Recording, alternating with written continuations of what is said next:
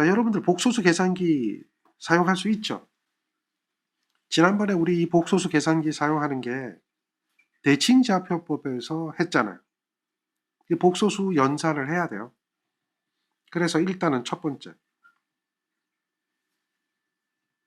여기에 있는 이 식을 계산기를 눌러서 이렇게 만들어낼 수 있느냐라고 하는 게 첫 번째. 이 문제는 어렵지 않아요. 잘 듣고 이해하면 간단하거든요. 공식만 세우면 충분히 간단합니다. 그래서 이 문제를 풀기에 앞서서 여러분들이 할 수 있는 것이 있는지 한번 살펴보는 겁니다. 해답을 보면 이러한 복소수 계산이 되어 있는 부분이 나오는데요. 이것을 이와 같이 계산을 해낼 수 있는가, 계산기를 써서 계산할 수 있는가, 요걸 묻는 거예요. 이거 잊어먹으면 안 돼요. 항상 모드를 눌러서 이 모드를 누른 다음에 복소수 모드로 만들어 놔야 돼요. 그리고 여기가 디그리가 되어 있어야 돼요. 라디안이 되어 있으면 안 돼요. 디그리가 되어 있어야 돼요. 그런 상태로 계산을 해야 돼요. 110에 0도 더하기 이렇게 되죠.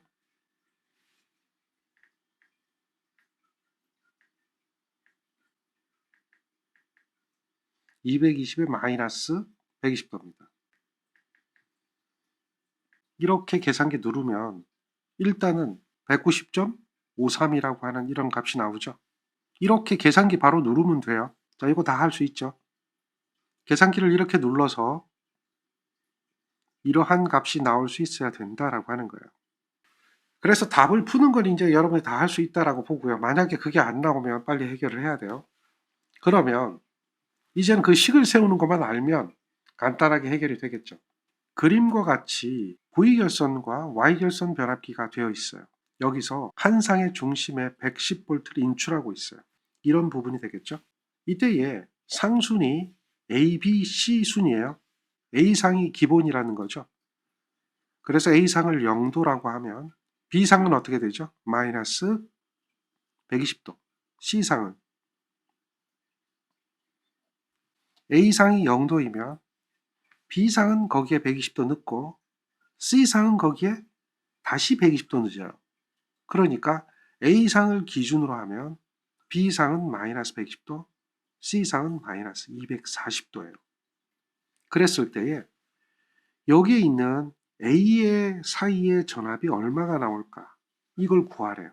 그러면 여기는 B 사이 전압이고요. 여기는 C 사이 전압인데요. 이것도 구하래요. 그럼 식만 세우면 되겠죠. 그 식이 조금 전에 봤던 식이에요. 여기가 0도죠.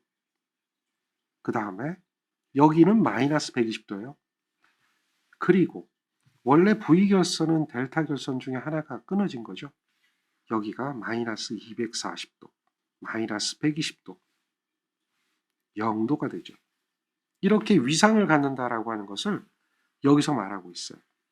여기 A에 대한 전압은 이 전압과 그 다음 이 전압에 대한 합이 되겠죠. 그렇게 보면 돼요. 그런데 벡터의 방향이라고 하는 게 있잖아요. 그 벡터의 방향을 한번 살펴보는 거예요. A상을 기준으로 하죠. 그래서 방향을 보면 A상에서 이렇게 벡터가 가요. 얘가 220에 0도인 전압이죠. 그리고 B상, C상으로 이렇게 벡터가 가요. 벡터가 이렇게 가는 거예요. 이게 벡터죠. 자, 이렇게 삼각형으로 그린 게 삼상 벡터다라고 하니까 이해를 잘 못하는 분이 있어요. 이렇게 보면 돼요. 요거를 0도인 것을 이쪽으로 그대로 옮겨오는 거예요. 요거 봅니다. 요게 이렇게 옮겨오는 거죠. 그 다음에 요거 보세요. 요거를 이렇게 옮겨올 수 있죠. 그러면 어떻게 되죠? 0도, 다음 마이너스 120도, 다음 마이너스 240도 이렇게 되잖아요. 다시 말해서 여기 있는 것을 이렇게 옮겨오고요. 여기 있는 것을 이렇게 옮겨오니까 딱 3상이 되잖아요. 그 3상을 이렇게 삼각형으로 벡터로 표시할 수도 있다라고 하는 거예요. V결선된 벡터도 이렇게 표시가 되는 거예요. 자, 그럼 식을 세우는 거예요. 여기는 얼마죠? 이렇게 되어 있죠. 그 다음에 여기는 220에 마이너스 120도죠. 여기는 220에 마이너스 240도잖아요. 여기는 나눠져 있으니까 110에 0도짜리 두 개가 있는 거고요. 여기가 나눠져 있으니까. 그러면 요 A라고 하는 전압은 이 부분의 전압과 여기서 여기까지 오는 거죠. 그 다음 요게 더해진 게 여기서 이렇게 가는 거 아니에요? 여기서 여기가 되니까 요 사이의 전압은 여기서부터 시작해서 여기에 끝나는 거죠. 그래서 요것 더하기 요것이 되는 거죠. 그래서 요것이 110의 0도고 얘가 220의 마이너스 120도예요. 그게 두 개가 더해지는 거예요. 110의 0도. 이렇게 되는 거죠. 이렇게 식이 만들어지는 거 알겠죠? 이렇게 식이 만들어지면 처음에 시작할 때 계산기 누르는 거 보여드렸죠. 이렇게 답이 나오는 거예요. 그래서 답 쓰시면 돼요. 또 마찬가지예요. Y결선도 벡터도를 봐야 돼요. Y결선의 벡터도는요. 이렇게 가는 거예요. 이렇게 표시되는 게 Y결선의 벡터죠. 얘는 바로 우리가 쉽게 120도 이상차가 있다라고 하는 걸 알 수가 있죠. Y결선은 여기가 220에 0도예요. B는 220에 마이너스 120도예요. C는 어떻게 될까요? 이렇게 바로 보이죠. 자, 그러면 이제 B에 대한 전압을 우리가 식을 세울 수가 있어요. 이 B에 대한 전압은 여기하고 여기하고 만나야 되잖아요. 근데 방향을 보세요. 얘는 Y결선이다 보니까 여기서부터 화살표 방향이 이렇게 가죠. 델타 결선 경우에는 화살표 방향을 보세요. 이렇게 와서 이렇게 가잖아요. 그러니까 여기서는 합이 되거든요. 우리가 델타 결선 연결할 때 이렇게 하잖아요. 플러스, 마이너스. 이렇게 연결하잖아요. 방향이 형성이 되죠. Y결선 연결할 때는요. 플러스, 플러스, 플러스로 연결하잖아요. Y결선 연결하면 이렇게 되는 거 알겠죠? 그러면 방향이 반대가 되고 있다는 걸 알 수가 있어요. 자, 그러면 여기 B의 전압은 당연히 여기의 전압과 여기의 전압의 합이 될 거 아니에요. 그런데 방향이 반대예요. 이렇게 구하던 이렇게 구하던 해야 되거든요. 이렇게 구하던 이렇게 구하던. 그러니까 이 두 가지 경우로 계산할 수가 있어요. 이렇게 220에 마이너스 240도에서 방향이 반대니까 110에 0도를 빼는 거예요. 이렇게 구해도 되고요. 반대로 요걸 기준으로 하면 110에 0도에서 마이너스 220에 이렇게 두 가지식으로 만들 수가 있어요. 그게 B에 대한 전압이에요. 두 개 다 가능해요. 그래서 계산기 누르면 돼요. 여기에 대한 C는 요것과 요것의 합이다. 그런데 마이너스예요. 그래서 두 가지가 나와요. 110에 0도에서 마이너스 220에 마이너스 120도가 되든지 또는 220에 마이너스 120도에서 빼기 110에 0도가 되든지 두 가지가 나와요. 그럼 공식을 세웠어요. A에 대한 공식, 다음에 B와 C에 대한 공식 세웠어요. 그러면 계산은 저절로 되네요. 계산기만 누르면 되겠네요. 조금 전에 우리가 시작하기 전에 앞서서 계산기 누르면 이렇게 답이 나옵니다. 계산기 누르면 이렇게 답이 나옵니다. 이렇게 나오는 거 우리 할 수 있습니다라고 얘기했기 때문에 이제는 끝났잖아요. 공식만 세우면 계산기만 쓰면 바로 답이 나오잖아요. 그럼 이 문제 해결이 되는 거죠. 자, 그 다음에 여섯 번째 문제입니다. 이 문제는 권상기용 전동기의 용량을 구하는 공식이에요. 이 공식은 여러분들 꼭 기억하셔야 돼요. 우리 교재에 있는 것 중에 하나인데요. 유도하는 과정을 보여주는 겁니다. 한 번만 그냥 쭉 살펴보세요.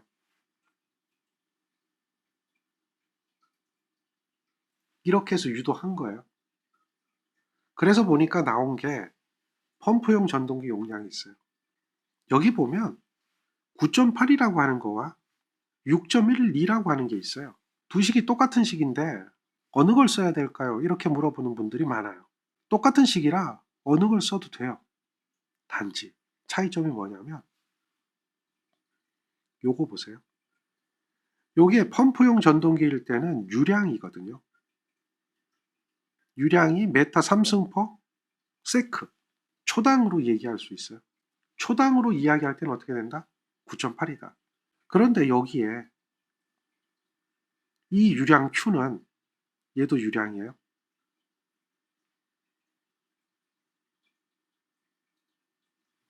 몇 배 차이 있죠? 얘는 유량이 메타 3승퍼 민이에요. 분이란 말이에요. 분. 몇 배 차이가 있어요. 60배 차이가 있죠. 60배 차이. 이거 이렇게 구할 때와 이렇게 구할 때 답이 달라요. 오차가 생겨요. 이렇게 얘기하는 분이 있어요. 이 6.12라고 하는 게 60배 차이가 있으니까 60을 9.8로 나누면 이렇게 되는 거예요. 그러면 6.12 이렇게 끝나는 게 아니고요. 8, 9, 7 뿅뿅뿅 무한소수로 가요. 그러니까 당연히 이렇게 6.12, 244, 897 뭐 이렇게 나가는 이 부분을 버렸기 때문에 오차가 생길 수밖에 없는 거죠. 당연한 얘기 하는 거예요. 60회가 정확하게 차이가 안 나서 그렇지 오차는 당연히 생긴다. 자, 그래서 보통 우리가 이걸 사용할 때 이렇게 유량이 주어지면 6.12로 넣고요. 이렇게 유량이 주어지면 9.8로 넣는다. 뭐 그렇게 이해하면 돼요. 이거는 권상기도 동일해요. H는 양정이고 K는 여유계수잖아요. 권상기로 가면 엘리베이터도 마찬가지고요. 차이가 있죠? 얘는 속도입니다. 속도는 메타퍼 세크. 속도가 당연히 초로 나오겠죠. 초당 속도면 9.8이에요. 그런데 여기에 속도가 분당이면 6.12예요. 요것만 생각하면 돼요. 그리고 W가 권상하중이잖아요. 권상하중의 단위는 톤입니다. 요거 잘 기억해야 돼요. 만약에 킬로그램으로 표시가 됐다 라고 하면 그때는 여기에 1000을 곱해줘야 돼요. 다시 말해서 이런 얘기죠. 공식을 보다 보니까 이런 공식과 무슨 차이가 있나요? 여기는 왜 6.12인데 여기는 왜 6120입니까? 이렇게 물어보는 분이 있거든요. 그때는 이 권상하중의 단위가 톤이 아니라 킬로그램으로 들어가는 거예요. 그리고 요 속도는 메타 퍼 민이죠. 그럴 때는 6120이 되는 거예요. 이런 정도를 이해하면 돼요. 이거는 항상 시험에 나와요. 이 공식을 유도해서 시험 보는 사람은 없을 거예요. 공식을 당연히 암기를 해야겠죠. 기사돈, 산업기사돈, 공사기사돈 항상 나오는 문제다. 이렇게 보시면 돼요. 자, 그러면 보세요. 권상하중이 나왔잖아요. 톤이잖아요. 속도가 3m per min이잖아요. 아, 이렇게 돼 있으니까 6.12로 쓰는 게 좋겠구나. 물론 9.8로 해도 됩니다. 그러나 이제 6.12로 하는 거고요. 그러니까 6.12의 효율의 권상하중이죠. 그리고 속도죠. 그러니까 전동기 용량이 이만큼 나와요. 문제 푸는 건 어렵지 않아요. 그런데 식을 적용하는 것, 얘를 어떻게 적용할 것인가. 여기에 9.8이 들어갈 수도 있고 6.12가 들어갈 수도 있고 뭐 이렇게 되잖아요. 킬로그램을 넣을 수도 있고 톤을 넣을 수도 있고 이것만 혼동하지 않으면 된다는 얘기예요. 이것의 단위가 무엇인가? 이것의 단위가 무엇인가? 그 단위에 맞춰서 공식을 생각하고 쓰는 거예요. 23년도 2회 6번 문제 보면 첫 번째는 아주 쉬운 콘덴서 용량 구하는 문제고요. 두 번째는 그 용량이 델타 결선되어 있을 때에 마이크로파라드가 얼마인가 라고 묻는 문제였잖아요. 그래서 이 문제 무릎 2에 대해서 여러분하고 같이 생각을 해봤죠. 자, 2번 문제의 델타 결선일 때 우리는 어떻게 했었죠? 콘덴서를 이렇게 델타로 연결하는 거였죠. 이렇게 될 때 콘덴서에 대한 무효 전력을 구하라. 여기에 전압이 V가 되겠죠. 그러면 여기에 흐르는 전류를 구해서 여기가 IC가 되죠. 그래서 V를 곱하면 된다. 그리고 C가 몇 개 있어요? 3개가 있죠. 따라서 3배의 IC, V. 얘가 무해전력이죠. IC는 이렇게 될 거고요.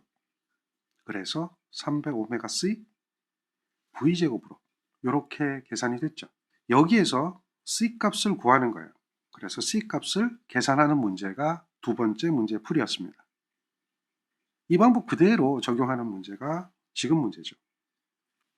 그래서 2번 항목의 이 문제는 금방 풀어야 돼요. 왜냐하면 콘덴서 용량이 이만큼이라고 이미 주어져 있기 때문에 2번 항목 문제 풀 수 있겠죠. 얘가 왜 나왔는지 이제 우리는 알고 있거든요. 델타 결선이기 때문에 여기에다 그대로 대입한 거예요. 3배의 오메가 2파이 F가 오메가죠. V의 제곱이고 요게 문제 주어진 콘덴서 용량이죠. 이렇게 계산한 C 값과 이렇게 계산한 C 값이 이렇게 나와요. 그런데 똑같은 용량을 만들어요. 똑같은 용량을 만들어요. 델타 결선 하나, Y 결선 하나, 콘덴서 용량은 똑같게 나와요. 그런데 C 값이 달라졌죠? 그러면 어느 게 더 유리한가라고 물어보는 거예요. 어느 게 더 경제적이냐라고 하는 걸 물어보는 거죠. 당연히 작은 용량을 가지고 큰 용량을 만드는 게 훨씬 유리하죠. 세배 관계가 있잖아요. 따라서 델타 결선이 유리하다. 이렇게 이야기하는 거예요.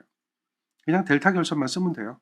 이유를 설명하라 라고 한다면 이제 이런 부분이 이유가 되겠죠. 했던 문제인데 얘가 안 되면 안 된다는 거예요. 자, 그 다음 이 문제. 이 문제는 여러분들이 전력공학에서 공부를 했던 내용이라고 하는 걸 생각해 줘야 되거든요. 계전기에 최소 동작 전류 값을 넘는 전류를 인가했을 때 이 얘기는 이제 전류가 많이 갔다라는 얘기죠. 과전류가 흘렀다라고 하는 거예요. 다음 그림의 계전기의 한시 특성을 분류한 것이다. 특성 곡선에 맞는 계전기의 명칭을 쓰시오라고 했어요. 여기서 이 그림을 잘 봐야 돼요. 이렇게 올라가는 게 시간이고 이렇게 가는 게 동작 전류인데 시간이 얘는 거의 없죠. 그래서 이것을 뭐라고 하냐면 순시라고 하는 거예요. 순시. 순시라는 말은 즉시라고 하는 거예요. 고장이 일어났다 이거예요. 지금 동작 전류 값을 넘는 전류가 흘렀다 이 얘기예요. 그 얘기는 단락 고장이나 또는 과바 고장이 됐다. 얘는 즉시 동작한다. 이걸 갖다 우리는 순시라 그래요. 동작 시간이 거의 없단 말이에요. 그런데 이거 같으면 시간이 좀 걸렸죠. 얼마 시간 후에 동작하는 거예요. 예를 들면 0.06초 후 동작했다. 뭐 이런 것이 되는 거예요. 고장 난 뒤로부터 0.06초 후에 동작했다. 이렇게 된다면 일정 시간이 지났잖아요. 고장 전류의 크기에 관계없이 시간이 지나면 무조건 동작하잖아요.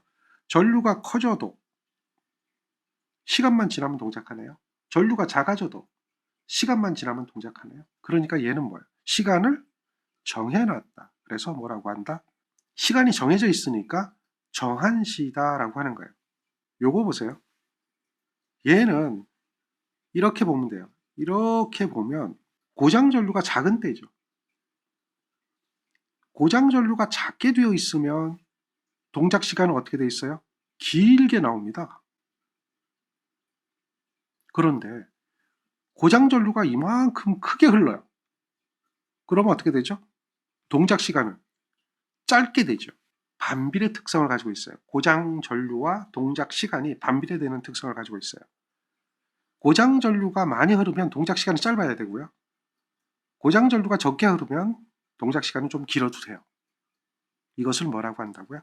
반환시 특성이다라고 하는 거예요. 그 다음 얘는 반환시 특성을 가지고 있죠. 여기까지는 반환시 특성을 가지고 있죠.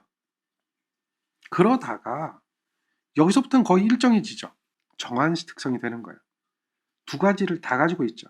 반환시성, 정한시 계전기가 되는 거예요. 반환시성, 정한시 계전기예요. 반환시 특성을 가지고 동작하다가 고장 전류가 어느 값 이상이 되어버리면 정한시 특성을 갖는다. 그렇기 때문에 반환시성 정한시 계전기라고 불러야 돼요. 그런데 이 문제를 다르게 부른 사람이 있어요. 정한시성 반환시 계전기가 아니고요. 반한시성 정한시 계전기입니다. 이걸 잘 기억해야 돼요. 뒤집으면 안 된다는 거죠. 그래서 이런 계전기에 네 가지 특성이 있다라고 하는 거예요. 자, 이 문제는 이도를 이용한 문제입니다. 잘 보세요. 그림과 같이 A, B, C에 고저차가 없고 경간 A, B와 경간 B, C 사이의 전선이 2도 D1으로 가설이 되어 있어요. 그리고 경간 A, B와 경간 B, C는 동일하게 S만큼 떨어져 있어요. 그런데 B에 있는 이 점이 떨어지는 거예요. 그러면 경간이 A와 C가 되면서 2도가 D2로 늘어나게 되는데요. 이때에 떨어진 2도 D2는 떨어지기 전에 2도 D1의 몇 배인가 물어봐요. 그런데 이 문제 답은 기억하고 있어요. 얘가 2배가 된다는 것은 알아요. 왜냐하면 필기에서 2배가 되는 문제를 많이 봤거든요. 만약에 이 문제가 답란에 계산 과정이 없고요. 답만 쓰는 란만 존재한다면 그때는 2배 이렇게 하면 끝나겠죠. 그런데 계산 과정이 분명히 있거든요. 따라서 계산 과정을 써야 돼요. 어떻게 써야 될까요? 공식을 2가지를 기억해야 돼요. 2도에 대한 공식과 2도일 때 전선의 길이에 대한 공식을 써야 돼요. 그래서 2가지 공식을 기억해야 되죠. 2도에 대한 식은 어떻게 되죠? 이렇게 되는 걸 기억하고 있죠. 그러면 어떤 걸 가지고 이 문제를 풀어야 되느냐라고 하면 변화되지 않는 게 있어요.